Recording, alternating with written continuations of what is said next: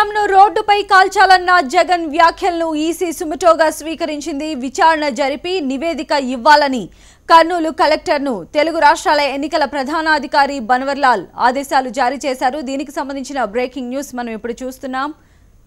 కర్నూలు సభలో భాగంగా Jaganmohan Reddy AP CM చంద్రబాబును విమర్శిస్తూ రోడ్డుపై కాల్చాలని జగన్ వ్యాఖ్యలు చేశారు.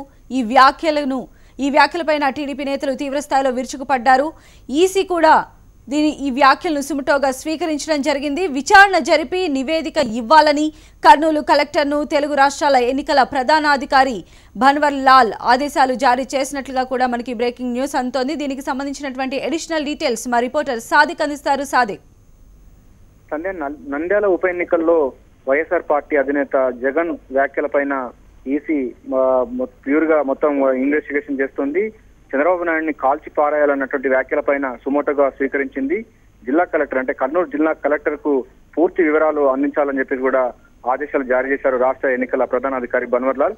ఒకవేళ ఎన్నికల నిబంధనలుగా ఉల్లంఘించినట్లయితే షోకాజ్ నోటీసులు కూడా జారీ చేయాలని కూడా కలెక్టర్ కు ఈసీ ఆదేశాలు జారీ చేసింది. ఉప ఎన్నికలు జరుగుతున్న నేపథ్యంలో కోడ్ సంబంధించిన ఉల్లంఘన పాల్పడితే ఎంతటి వారినైనా క్షమించే లేదని కూడా బన్వర్లాల్ కొద్దిసేపటి క్రితం మీడియాతో చెప్పారు.